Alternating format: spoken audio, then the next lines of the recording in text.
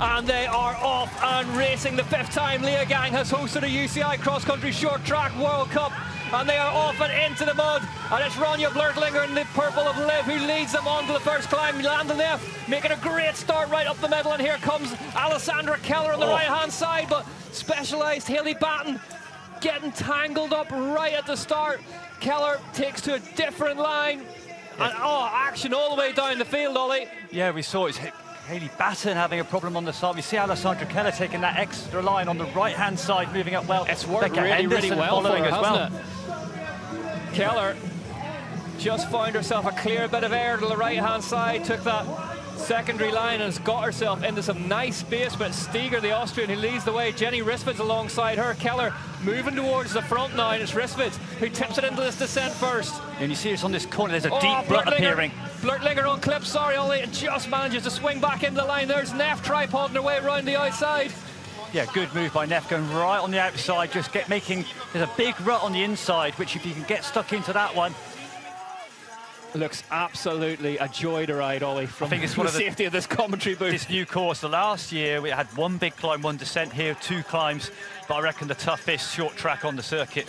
This bit as well, you identified early when we watched Carlson on course, this secondary kick after the rock garden. Yeah, really difficult. You've got a big effort in up the rocks, you've got to attack them, and then you've got this long drag all the way up to the top corner. Yeah, Peter's in 19th position now, drifting back down. She's kind of holding uncomfortable. We hear from Josh out on course saying she's looking uncomfortable on the rocks, not happy. Yeah, it's difficult to be comfortable out there. You can see. But this front group now pulling clear, now front group of 4. Zina Fry doing so well to get through onto the back wheel of her compatriot Alessandra Keller, and she knows that. But it's working well. Rebecca Henderson on the Orbea with the Aussie Champs top, just moving up through. She's got a good chance on this climb of making contact with the front group. She's led by a teammate, Orbea teammate, Jen Jackson at the moment. This the first race, of course, of an endurance and gravity quadruple header this weekend in Leogang.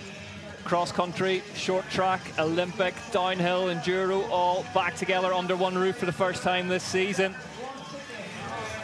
Yeah, we see Keller now out the saddle, absolutely all over the bike. We see Ralph Naff, the manager, clearing on. Yeah, cross-country legend himself, 172 beats per minute on the Whoop Live. Into zone 4, 80 to 90% for Zina Fry, so there is room to go, room to burn in the zone 5, but see Zina Fry struggling for grip in those corners, having to use all the body weight to the side to try and correct the bike. She's trying to get the outside foot down to get the inside of the tyre to dig in. There's her teammate Hayley Batten. Risvids is putting the bike lengths in now. Alessandra Keller needs to find some answers. Is Jenny Risvids going to get herself on the top step for the first time in 2026? This could be the move that does it. And you saw Jenny Risvids got a couple of meters, but over the top, down through the gears, accelerating, and you'll see it again for this start-finish. But Keller back on terms. Keller's almost brought her back in on that descent, you know. Risvids looks over the shoulder. Here we go. Final lap in Leogang. Yes, Zina Fry recovering, just swinging on the back. Keller now, big effort. Nicole Coller's now got distance, that attack from Risvids. So the winner looking like it's going to come from Risvids. Keller and Fry looking like she's not going to give in here. Fry in second place, the winner of round 1 when she got that double by taking the cross-country Olympic win on the Sunday as well. Takes that ride, that wide line, it works well for her. Keller had a little bobble on the way into it. But Zina Fry on that middle carried really good speed, and you see the momentum she's married to carry now. Fry cuts across the front of Risvids now, in the lead at the end of the rock garden, but this is the kick.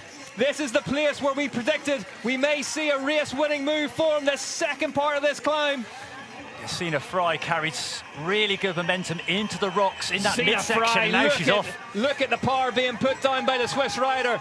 Zina Fry powering her way to the top of the course here in Leogang, and she's left Jenny Risvids and Alessandra Keller almost literally in her wake in the mud of Leogang.